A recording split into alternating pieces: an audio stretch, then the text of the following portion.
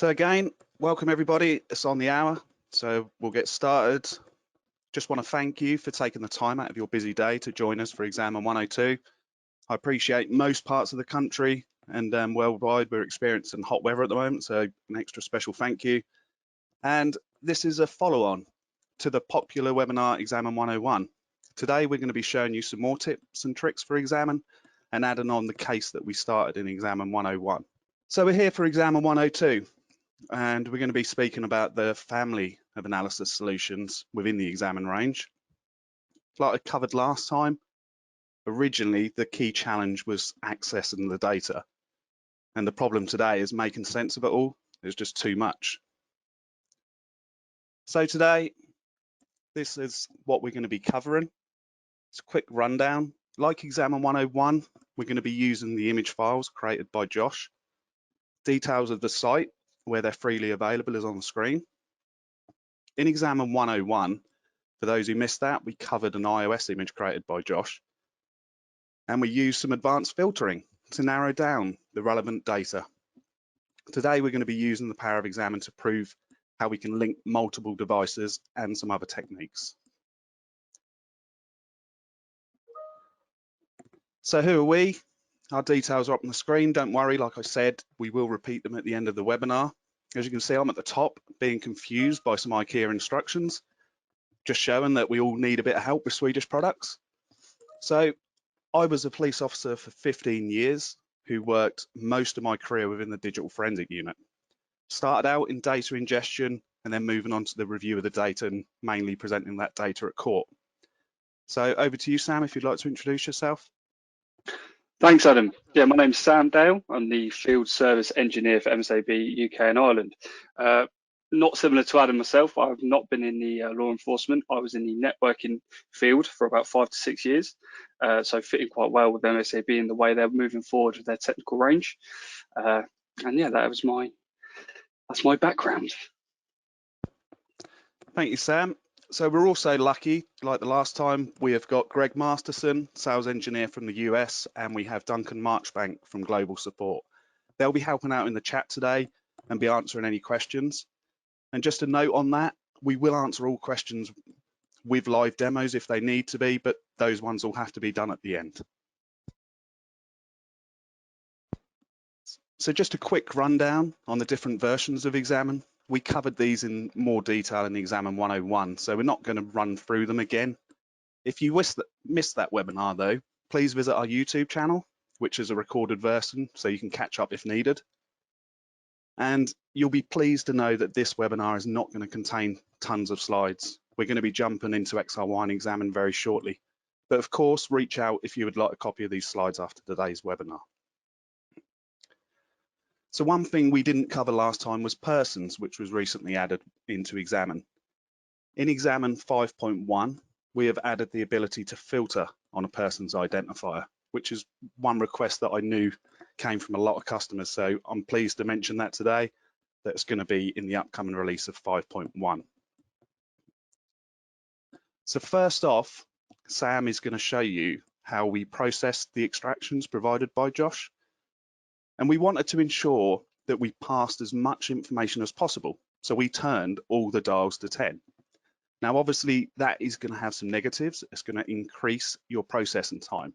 So just be aware of that. And obviously, depending on your case, it's going to be dependent on if you want to turn all those dials up.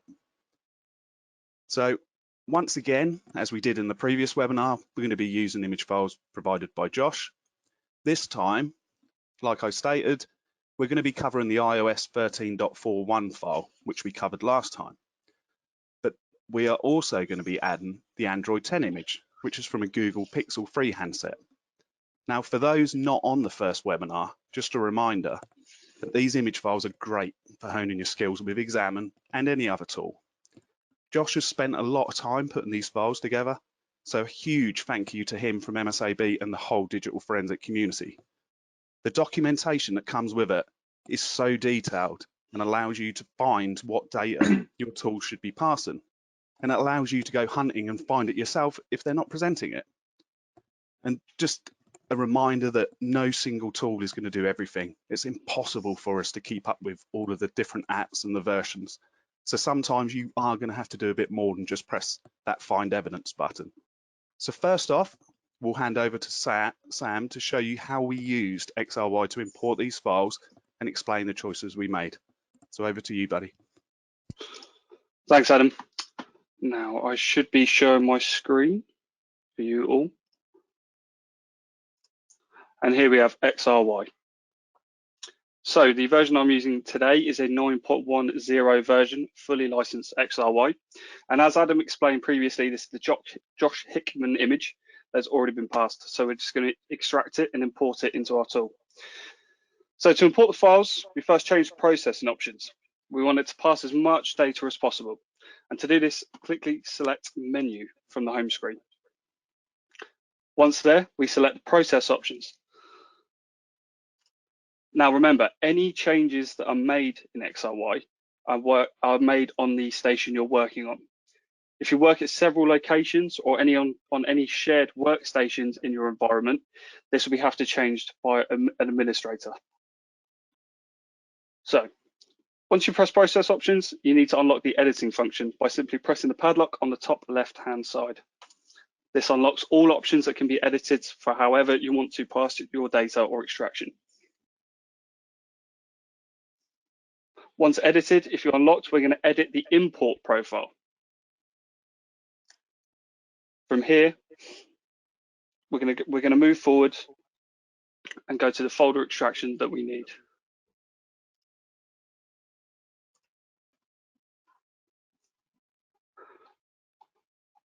So once you're editing, you're going to edit the import profile. The image files we're using today are in the folder extraction. There are tar files which are in a compressed archive.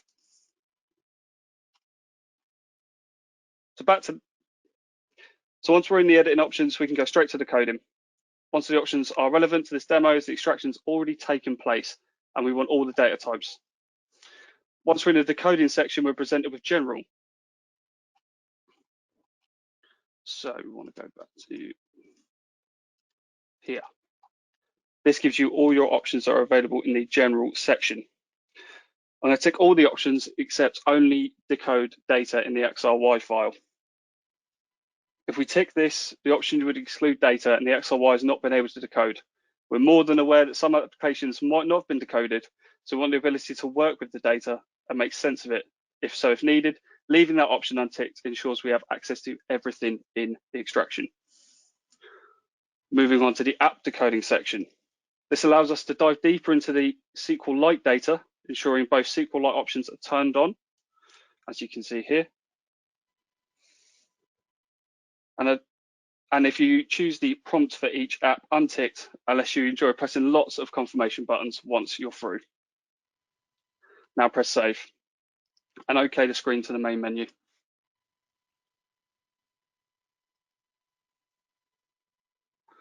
So now we have to import the profile turned up to 10, so we can now import our 2 image files.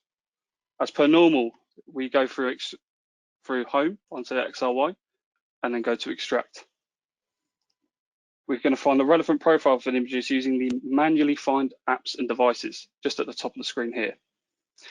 Now, because of the documentation that Josh has provided with these images, including the image files, we know that it's an iPhone SE and a Google Pixel 3, G03A. What we want to do is choose the correct profile.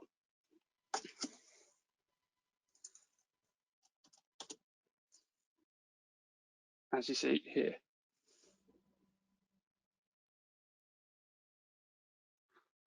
So we're going to choose this one here. We're going to continue that through. And this is going to give us our options. On the right-hand side of XRY, this is where we're going to want to import the .tar file that was extracted.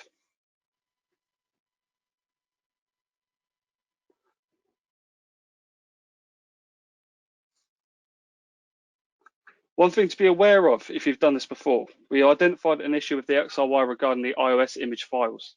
If you have tried importing an iPhone image, but anything as Apple, iOS, iTunes backup, if it didn't do the best of jobs of decoding the data, it has been fixed in the newest release. So you can choose the correct profile for the iOS image and you're back to importing the data.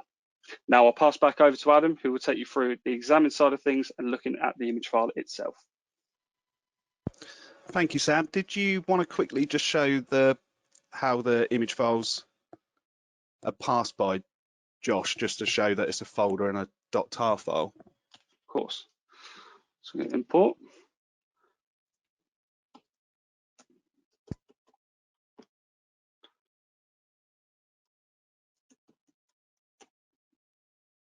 We go next on here. So as you're presented on XRY, you get the format that you want to choose the extraction with.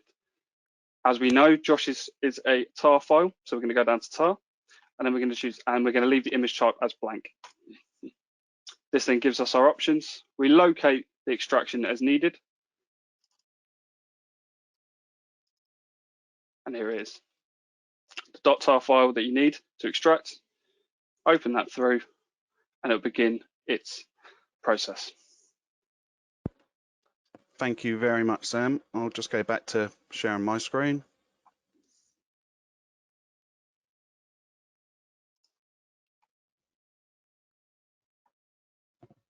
So hopefully we're all back at demand, ready to dive in, which I think we all need to do today. So we're now going to be viewing the iOS 13.41 image that we saw in XAMN 101, but this time we're going to be adding the Android 10 image. Now, we're going to be using the latest version of XAMN, which is 5.1. That isn't out for release at the moment. We're hoping that's going to drop next week. So this is the first time that XAMN 5.1 has been seen. So keep an eye out for any changes that you can see. But obviously this is a beta version that I'm using, so it's not going to be the final version. So there may be changes to what you see here today. But we'll jump right in, and you can see that we're now presented with XAMN 5.1. And for the eagle-eyed amongst you, you're going to notice an immediate change. You can see in the bottom right hand of the window, we're now presented with an app section. This complements the categories. This is a great addition to include, and one of which was asked for by you guys, the community. So I'm pleased to show that off here today. It's a great way of jumping straight into the relevant data for your investigation. If WhatsApp was relevant to your investigation, you can simply just click WhatsApp and you'll be presented with WhatsApp data. Now over today, we're going to be showing you some new features, and sometimes the questions that we get asked is what version of XAMN includes this. Now a little reminder, not many people realize, or they soon forget, is that if you've got an XRY physical license, you've got a full XAMN license. You're going to have Elements, you're going to have Horizon and Spotlight. So to begin with, we can see that we've got the Google Pixel 3 here, and we've got the iOS extraction there. Now, if we were to click all artifacts,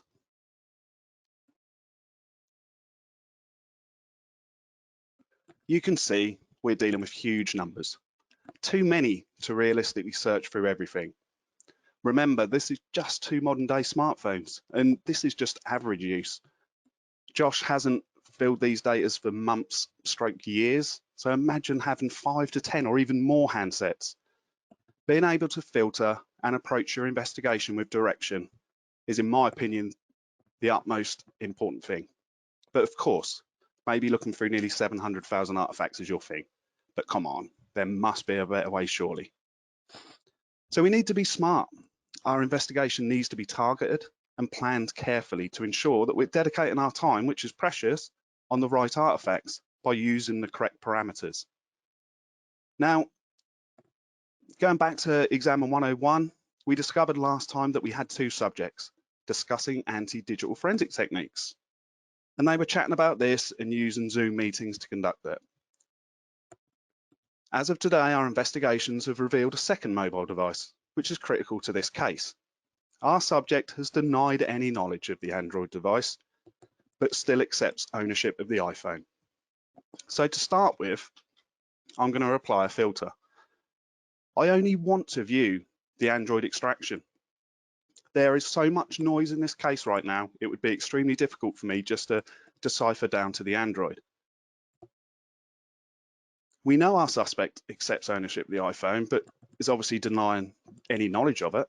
He's claiming that somebody must have left it in their car, and he has no knowledge of it, and he has no knowledge of the telephone number ending 4674. So the filter I'm going to apply is the briefcase button that I've highlighted at the top here. This is one of my favorite buttons within XAMN, and I'll show you why shortly. Now, the briefcase button is going to allow you to choose which extraction you want to view. Now, a lot of people will say, well, I can do that from the case screen. I can simply untick the iPhone, and you'll see my categories have reflected that dynamic change. Suddenly reduce the numbers drastically. And that's okay, you can do it that way. The way I choose the briefcase option is because it allows you to do it on the fly. So if you watch the artifact count at the top, we're nearly at 700,000. Going to take away the iPhone, hit OK. And now we're down to just over 80,000. Things are looking better already. And if we think that was at nearly 700,000, tip the hat to the iOS team. They've clearly done a lot of work on decoding that data, so thank you to them. Now, we can also reduce this number a bit further. Last time, I showed you how we can take off known data. Now, for those of you who weren't on the last webinar, MSAB provides a known data library. This is a database containing general Android, iOS images that we know are not going to be relevant to your case. System images, things like that. So let's activate that. And you can see we've reduced the results further by a further 3,000. Not a huge saving, but a saving nonetheless. Now, the last time we worked on this case, we were obviously aware that Josh is located in the eastern side of the United States, so we adjusted our time zone to reflect where the subject lives. And we need to do this to ensure that the time and date stamps are going to make sense for our investigation. And it's done. Changes are made so quickly behind the scenes. And now, at least when we're going to view our extraction, the date and time sets are going to make sense. So I used to find in my investigations that a good way to attribute ownership was by looking at SMS. SMS normally involves a telephone number linked to the SIM card within that device. So if we go down to SMS, we've got 48 messages. Again, we're working smart. We're filtering the detail. And within these SMS, we can see that the main account on here is called This Is DFIR. Now, if we go down here, I'm instantly drawn to this message. Our subject, Josh Hickman, denied any ownership of this device, but they've been exchanging messages. Certainly has sparked my interest. Now, we explored pivot filters the last time we were here, and we're going to do it again today. The number I'm interested on is a number that clearly has had a SIM card associated with it in this device, which is the number ending 4674. And remember, our subject denied any knowledge of this telephone number. So we're going to right click and we're going to create a pivot filter. I like to do it in a new tab, so then I can keep my investigation flowing nicely in tabs so I know what's led me to this point in my investigation. So we can see filtering on that telephone number now produces 106 artifacts. But can we link it to the iOS device? This is where the briefcase button will come in. Now remember, we could have done it from case, but we would have only ever been filtering and applying things on our Android 10. With the briefcase button, it allows me to change it on the fly as I'm running my investigation. So if I simply untick the Android and we switch to the iOS device, we're now checking that telephone number on that exhibit. And we can see that we now have 100 artifacts. So we've proven that these devices do share a connection. From going through the messages, it appears that SIM swapping is occurring, as this telephone number has actually received a message on this device.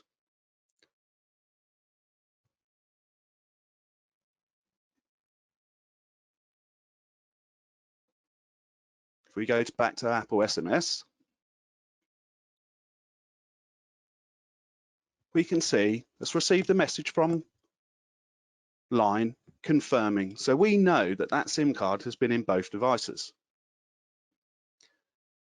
Now, going back to the Android device, and again, using the briefcase, allow me to quickly switch between the two.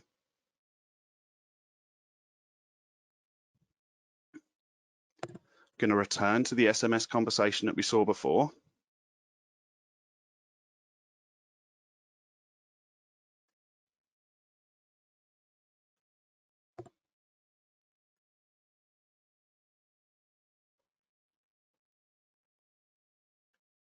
And to make it easier for myself, I'm going to use the conversation button, which will allow me to find the conversation quicker.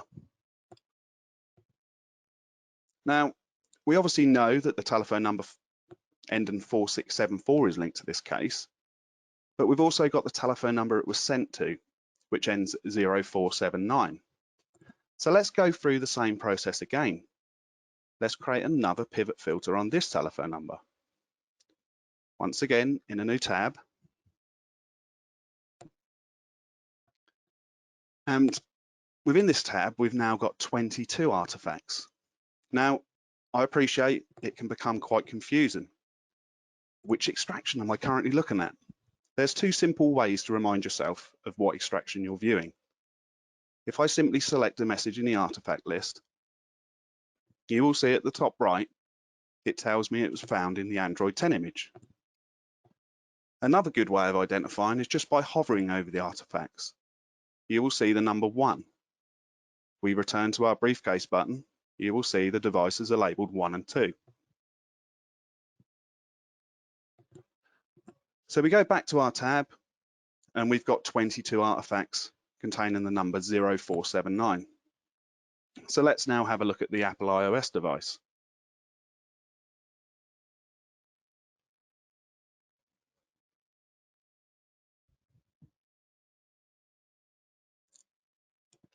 Slightly less, but again, we can still demonstrate a clear link between the two devices. So we now need to start creating an evidential package, and we can do this by tagging and creating some examiner notes. So here's another sneak of a new feature that's being added to XAMN 5.1. So starting with examiner notes. In previous versions of XAMN, you could only create one note at a time. Now you can create several. Like we can with tagging, where you can select multiple artifacts, you can do the same with examiner notes. It's an extremely handy feature if you're working on a really large case. So you can add notes to remind yourself. So when you return to your case at a later stage, the relevance of the artifact is instantly remembered.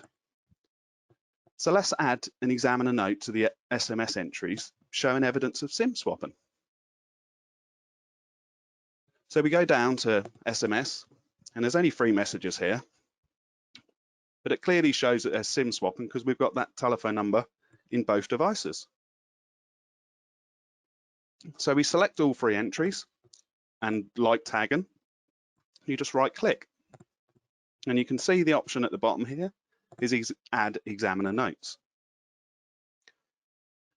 Now you are presented with a new checkbox to fill in. So what we're going to call this is SIM swapping evidence. And I want to draw your attention to this as well. There's a little checkbox for add timestamp. Now I think that's really handy. So if as you're working through your case, you are adding these examiner notes, if you can add a timestamp to it, it will make sense how you came to the conclusion you did, because you'll be able to work through it methodically. So let's check that. And as you can see in the bottom right, we now have an examiner note with the timestamp. And just to ensure that that is the case for all 3,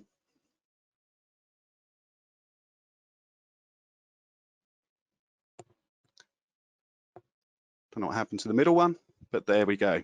The examiner note has been added to all 3. Extremely handy, and it's something that has been asked for a long time, so we're glad that we can add that. So what we want to do now is just tag these. just so we can filter by them if needed at a later stage. So once again, I'm going to select all three, and I'm going to come up to tags. I'm going to enter a new tag name.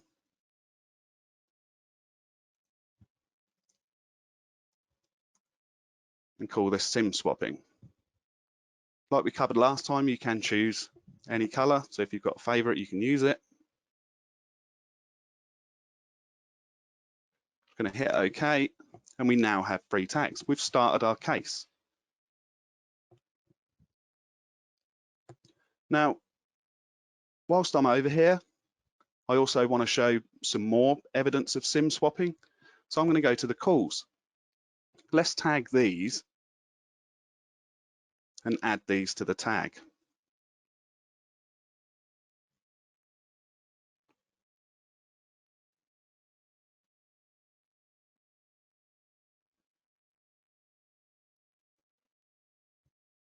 For some reason, there we go.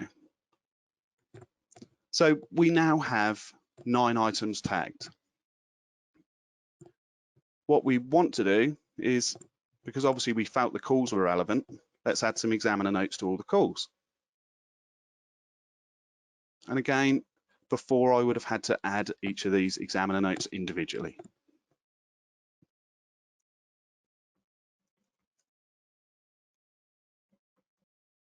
I'm going to add a timestamp, carry on my methodical approach.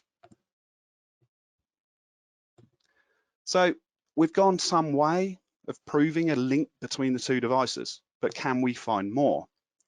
Now, there are several ways that we could help prove this, such as, have they joined the same Wi-Fi? Are the account details the same? Are there pictures that exist on both devices? We could go on, and I'm aware we only have an hour today, but if you find yourself in a similar investigation, please feel free to contact any one of us here at MSAB, and we'll give you some tips and hints that will be able to help you on your case. Now, on the last webinar, we created a quick view, and we went through the importance of quick view and how they can be shared amongst an investigation team. Now, the quick view that we created last time contained location data of relevance. Could we use that now on the Android device? We sure can. So if we return back to the case overview page, and I can just simply close my tabs, I'm OCD about that, we can see that our previous quick view that we created is still there. So what I would like to do is I'd like to run this on the Android device.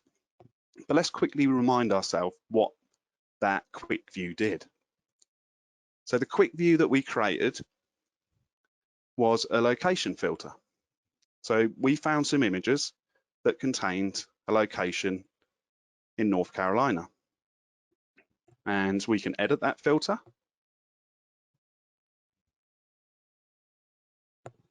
And like we showed last time, we could drag that radius around. We could edit it exactly to what radius we want, or we could put the lat and long in ourselves. We're going to leave that. We spent a lot of time on that last time. So let's quickly apply that filter to just the Android and see how many results. So at the moment, we're down to 109,000 results. Let's see once we're just selected the Android, if there's any relevance, because remember, our subject has denied any knowledge of this device.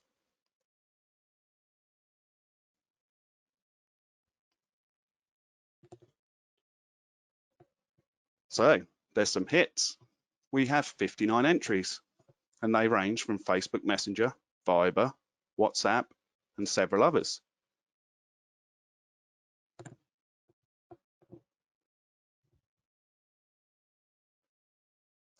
So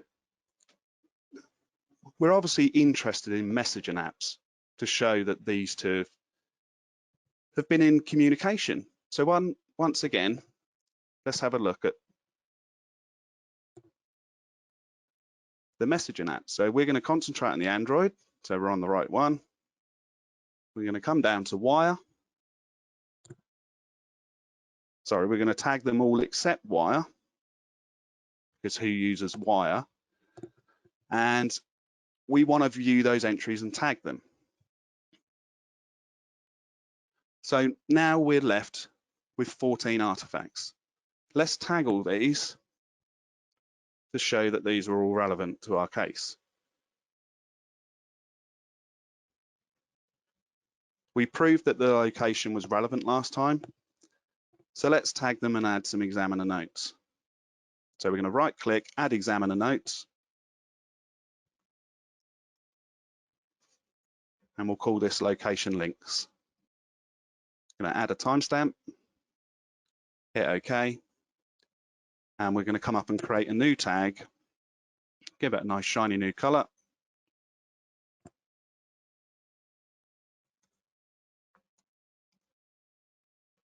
Location of interest links. I'm going to add, hit OK. So now we've got 14 artifacts tagged in our location of interest links. Now, fresh off the press, fresh from Intel, is that we've got information to suggest that these subjects have been using an application called MeWe, and it's going to be of relevance to this case.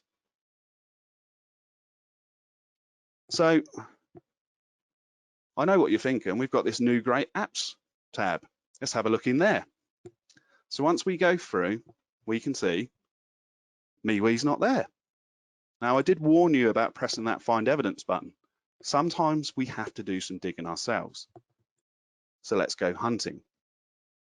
We start with all artifacts, and let's look for MeWe by running a text search. And you can see that examiners instantly provided me indexed results. I click MeWe, and we're down to 862. Great. We do know it exists on the devices. But which device? Start off, let's just look at the Android. We got a lot of hits. 681, so that must mean it was on the iPhone as well. Again, we've got hits. So it's great. But for this webinar, we've added the Android. So let's concentrate on the Android device. I'm going to go back, select Android. Now, most chat applications on modern day smartphones store their data in databases.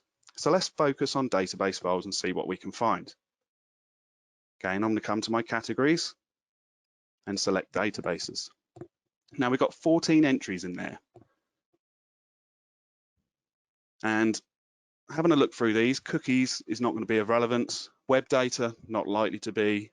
Emojis. The one that's interesting to me is this one here. So we have a look at this, and XAMN has an SQLite viewer built in. So to open that up, have a quick peek. These are the tables that belong within that database. Aha, there's one called chat message. We're going to have a look at this in more detail. So let's open up the database in a new tab. So once we open up that database, we're going to want to look for the chat message table. So we load chat message and we can start having a look round. Now, I'm going to scroll to the right. These are all the fields that the database, this table contains. And I'm immediately drawn to this field, text plain. Looks like evidence of messages to me. And we also have a field called created at. That's going to be an epoch timestamp telling us when the message was created. And we've also got owner name. This is brilliant. So we could handle this database in multiple ways. We could export it to a free open source database viewer, and we could create a simple query to pull those results. But we want to stay within XAMN. We want to create a nice evidential package. So one thing that has been recently added to XAMN was a SQL mapper. So we can manually map the content, and it's included within XAMN. So to access the tool, you simply click the database icon at the bottom of the screen. We choose the artifact category that this is going to belong to, and because we researched MeWe, we know it's a chat application, and our intel told us it was. So we select messages chat. You then hit next. Now you have the option to include what fields you want from that table. Deleted record is going to be of relevance in case a subject denies any knowledge and you can prove that the records were deleted. ID and thread ID, as we went back earlier, we saw that there was only 2 participants, so it's not really going to be relevant. So we could map this as thread ID. There's only 2 people, it'll work quite well. So as we move further along, we also found that we wanted created at. So we start to map that. We're going to want to choose time because we believe this is a Unix timestamp. And as you can see, XAMN is doing the hard work for you here. It's not the year 2051, but I'm pretty sure 4th of February 20 is going to be our timestamp. So we move on and we're going to want text plain. And you'd map that as text. Now the problem with that database mapper at the moment is that I would do this and it would work. It'd be brilliant. But what happens if my next investigation involves MeWe? And the investigation after that involves MeWe? I'm like everybody else. I don't want to repeat repetitive steps. If I can automate this, I will. So what we're going to do is we're going to have a look at Python. And again, if we use the free open source database viewer, we would have to do these steps every time as well, unless you saved your queries and things like that. So, like I said, we're going to have a look at Python. Now, Python is a great tool. Writing a simple Python script can automate this for every extraction. Now, for those of you who aren't into programming, don't panic. We're not about to open a script editor and try to teach you Python in 5 minutes. This is just to show you how it can assist. Like quick view, tags, etc., you can share your Python scripts. So if you've got a good coder amongst your team, get them coding these databases to save you time in the future. It's such a great tool to use in the world. If you're interested in Python, the training team run a great course of advanced app analysis, whereby you'll be trained the fundamentals of Python, along with integrating it within XRY. Now, another great resource is the MSAB customer forum, where there's some great scripts that have been provided by staff and shared, because hey, we're all in this together. So if somebody's decoded an app using Python, let's not keep reinventing the wheel, let's keep sharing them. And within the forum, if you get stuck with anything, you can of course ask for assistance and we'll help you. So in order to run a Python script, I'm just going to cancel this because I'm lazy and I don't want to run this every time. We know we have our database within the Android extraction, so let's get running it. And I'm pleased to tell you, for anyone who's used Python within XAMN before, will know that previously, to run Python, you would end up having an XRY window pop up, and an XRY would process and decode that Python script.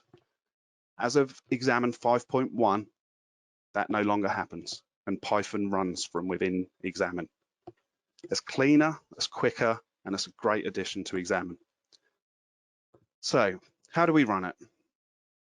Let's start by looking at data sources. And if we select our Android, to run Python, you do need an Elements license. So we're going to view it in Elements. And this is where we could navigate the file tree, run hex searches. But what I'm interested in is scripts. And you can see here's a script I prepared earlier that's going to pass the MeWe application. Now, XAMN allows you to edit your script on the fly. Bear with me, that opened on my other screen.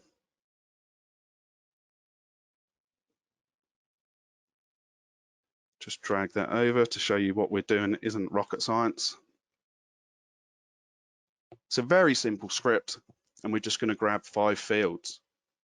But again, this is going to automate it every time. And I can also open my script folder from here. But to run the script, simply hit run. And like I just mentioned, you now get the Python script within XAMN. No more launching XRY. So you can see my script running here. It's been assigned a hash value to confirm that it's been run and to show so we can ensure what version we've run. So if it's ever questioned, you can prove that you run that version of the script. Because again, we need to be able to share how we came to our conclusion so it can be repeated. And at the bottom here, you can see we've generated 5 artifacts. Well, we knew there was 5 columns in the chat table and 29 properties. So we hit OK to save them. Now, if we hit close, now to see our results, we go back to the main case overview page, back to overview, and let's look at all artifacts.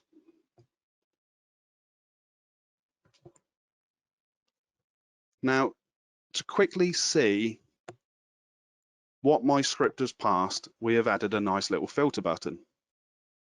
So if I press the plus button, it allows me to use the predefined filters, examine and map data. And if I select script mapped, this is showing what our Python script has just passed. One thing to be wary of when working with Python scripts, it's not too bad for us here in the UK. We have one timestamp. In the US and places like that, you're always going to have to make allowances for the time difference from UTC.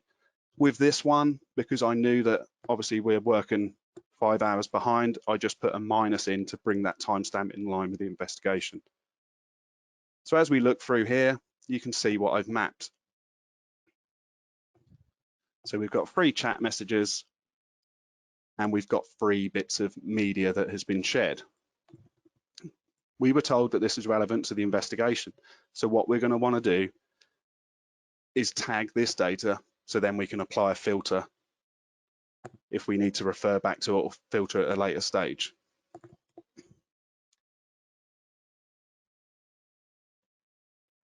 So once again, I'm just going to add some examiner notes. Going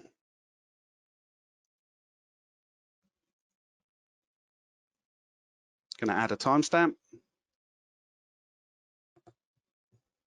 And finally, I'm going to add a new tag. Give this a nice pink one.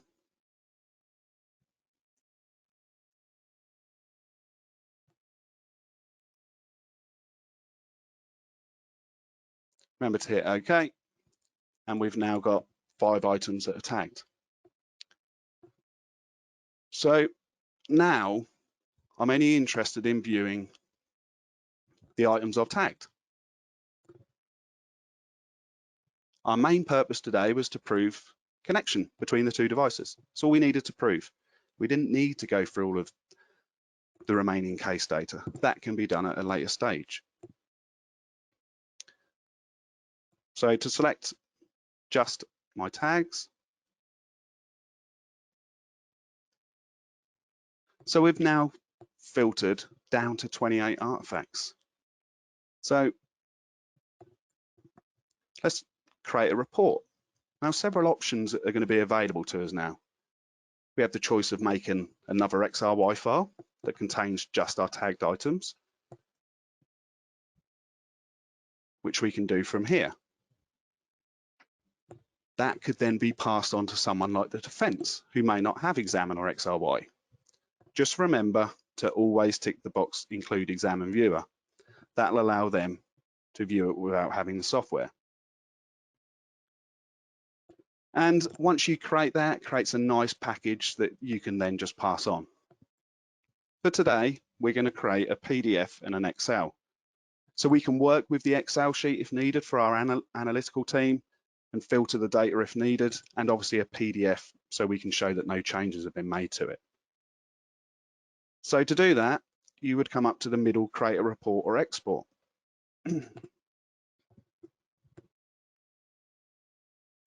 And you can see here I've got PDF and HTML selected. I'm only going to want PDF and Excel. And you can see my options here. I've got the never hit the top button if you're working on a big case like this. Otherwise, you will be frustrated and come back. in a very long time. And selected is always going to be just the one that you've selected, or if you've selected multiple. But we've done our clever work, we've done our filtering, so we can choose filtered. So you hit next, and first of all, as can be seen, we're going through the route here. We're on PDF options. So I like Power Chat, and these are the options available. I like to include a first page, and you can tie this with your own investigation logo. If you've got a corporation or an agency logo, you can use it there. You can include device overview, include case data. Active filter is going to be the page that's present here. Now remember, it's going to include that as it looks on the screen now. So if you wanted to sort this by time, make sure you do before you come in and create your report. Sorry, that is the active view, not active filter. So we can include a summary and we can include exhibit data. It's going to untick those. I'm going to hit next. And now we come onto our Excel options. Again, I'm going to choose Power Chat because I found that these work best for the investigations I used to run. But again, like I said in XAMN 101, have a play with these. Find what works best for your investigation. If you're working an images job one week, the next you're working a fraud, you may find the options are going to need to be changed to achieve the right result. So we hit next, and these are the options where you're going to want to save to. You have the option of putting them in a zip and password protecting it. Great if you're working and needing to pass those reports onto defense teams or take it externally outside of your corporation. So I like the option to open the folder after export to save me go hunting. And we're going to hit export.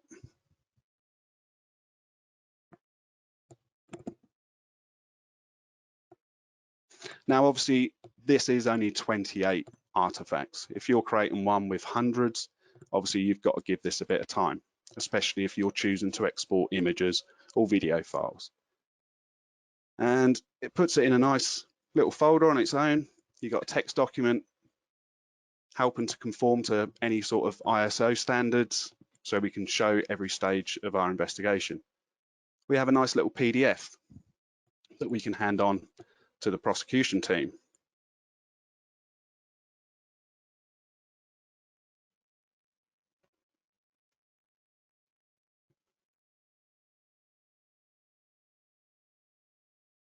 And this is what I was talking about with your active view. If time was of relevance, this is really going to look out of place now. And here we go. So we've included our manually parsed application has been included, and there's a nice little symbol there to show that was examiner created. So if we come out of the PDF now and we have a look at the Excel document,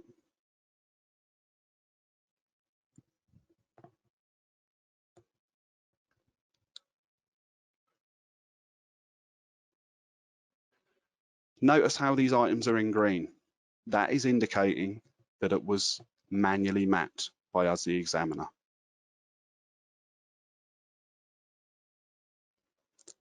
And again, if I wasn't happy with how that was exported, because obviously we're missing some items there, then what we could do is just go back and quickly run it again.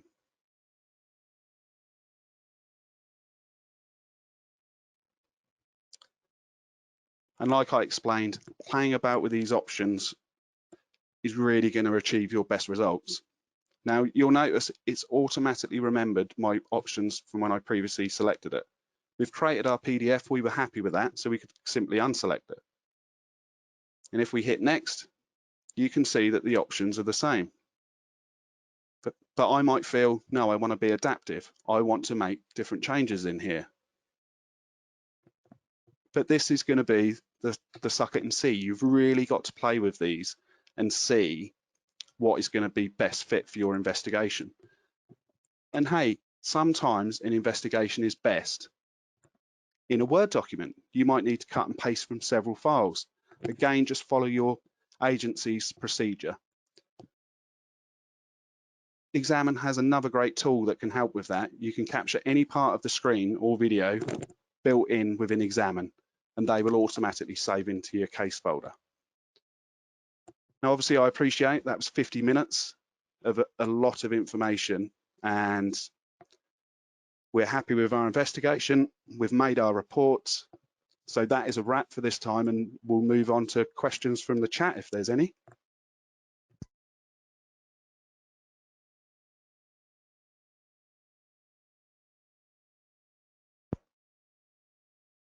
Was there any questions forthcoming from the chat, guys? Hey, Adam, it's Duncan. We got one that just came across. And the question is, where is the best place to find out about writing your own Python scripts, including documentation on the XRY module? I know the second bit, you can refer to the XAMN elements help file. We have a little bit about writing Python scripts in there. But I don't know if you have any suggestions for further resources that might be helpful. Yeah, so like before, like I said before, I would really recommend the MSAB customer forum that you will all have access to. We've got quite a few people who are really high up on their Python who will respond to those happily. They love working with Python and they will help you through it. And like Duncan just said, there is a Python documentation within help. Sorry, that's opening on my other screen.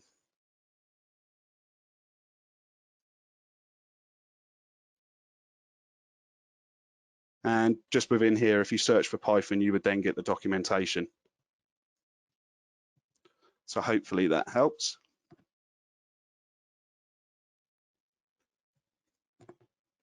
So any other further questions? Just while we're waiting to see if anyone else wants to run one, what I would like to cover, and if you find yourself working on different stations, you haven't got a permanent workstation, and you turn up and you find, hang about, this is different.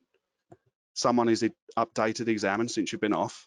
There's always the what's new button. Now this is a sneak peek for you guys. I'll probably get told off for showing you, but this is a what's new in XAMN 5.1. So we've already seen and discovered the new apps on the overview page. If we scroll down, you can see we now have a participants filter.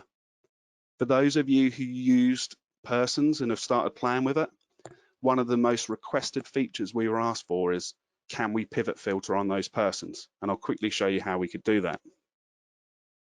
So if we start with clearing our artifacts, and we're back up to crazy numbers,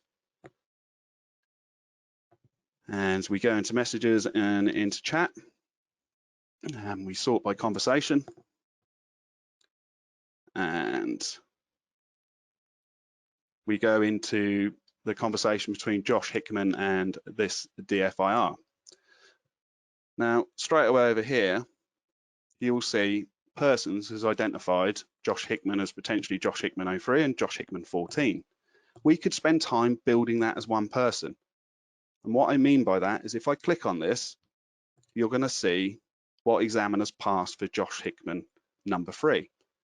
Several identifiers. You could have a WhatsApp ID, a Telegram ID, a Facebook ID. One individual can contain several identifiers. An examiner allows you to build that profile.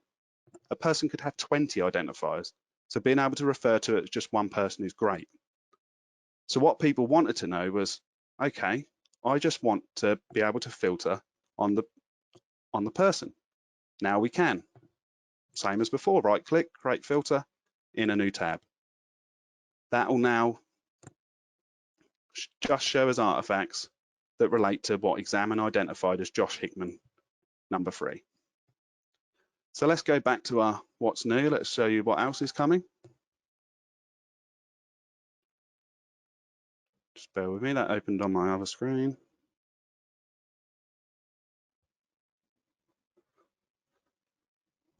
And again, notice to use persons is going to be her Horizon license.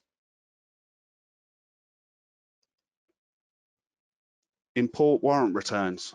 Again, this was another requested feature, which we're pleased to report is going to be in XAMN 5.1. So if you've got a warrant return from Facebook, Google, iCloud, etc., you're going to be able to load them straight in to an XRY file, which can then be included as a data source. Again, Horizon license. We've added support for Project BIC 2.0.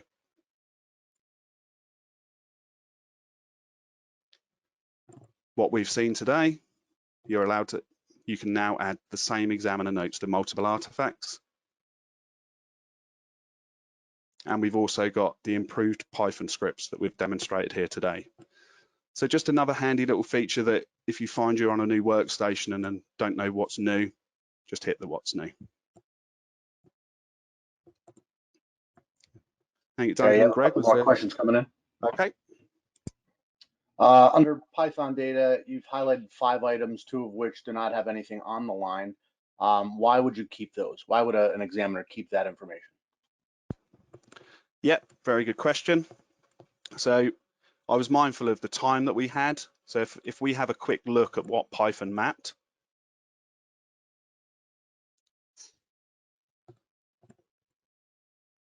So if we return back, we add our user mapped filter.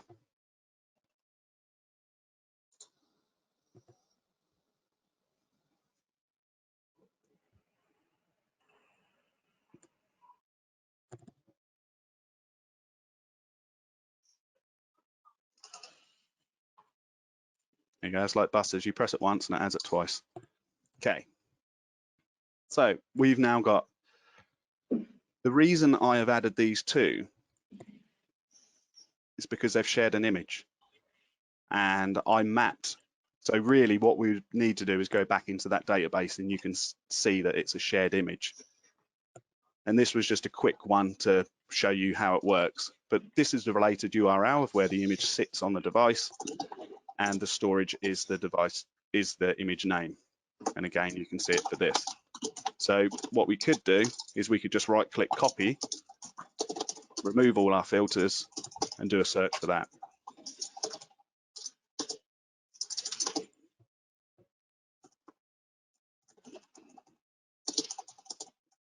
And if it still existed on the device, it would come back with a search.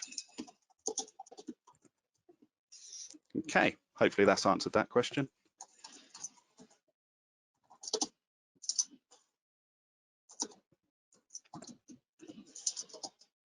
Was there any further questions come from the chat? I think it's a compliment as well. Can the Python script used today be uploaded to the forum? And if it's not already on there, thanks. Certainly will get it added. I just want to do a bit of work on it. At the moment, the script will only work on Android, and I want to make it so it will work on iOS. But yeah, of course I will add that. Yeah, Adam, we've got a question from Richard Fagg saying, I'm new to this. When phones have been downloaded and the results are sent on a memory stick, I presume to utilize the functionality you have demonstrated today, we would need to transfer this data to an examiner laptop/desktop to compare multiple phones. That would be correct. To use a lot of the functionality that Adam is presenting here, you would need a fully licensed version of XAMN. Although if it is extracted as he has extracted and exported it out, you can get a version of XAMN Viewer, but it won't have many of the functions that Adam is displaying. Thank you, Sam. And obviously we worked with 2 files today, as Sam showed you. We worked with Android and an iPhone. Now working with cases in XAMN is quite nice. So within here you can see my case file, which is, so if I make any changes to this case and I want to save, I've got to rush out on a quick warrant and I don't want to lose where I'm at. I want my tabs that are open to save. I could just literally hit save and it saves it into this case file. Now to add a different extraction, you can simply just drag another XRY file, drop it into here, and the next time you go to your case page, it's going to be indicated here that there's a file that is not included, and you can simply just add it. Is there any other questions?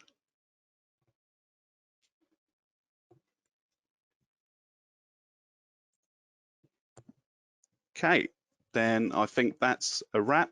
Thank you very much for your time today. I appreciate it, especially on a warm day. I hope that you found it engaging. We will look to continue this series, and I'd like to work next time on connections, persons, and there is so much more that XAMN has got to offer.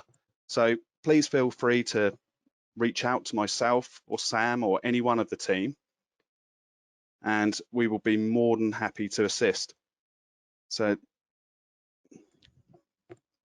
now, just to recap with what we've gone through today, we worked with multiple extractions, we've used a bit of Python, and we've done some SQL mapping.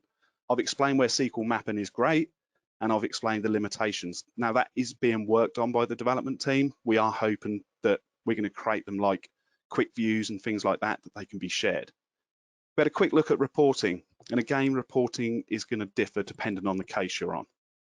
We showed how apps are now on the overview page, and we showed how we can add examiner notes to multiple artifacts at once. Now, for some refresher information between webinars and any training you have coming up, check out our YouTube channel. Been updating it with new tips and tricks, and don't forget XAMN 101 video is on there if you missed it and want to go back and catch up.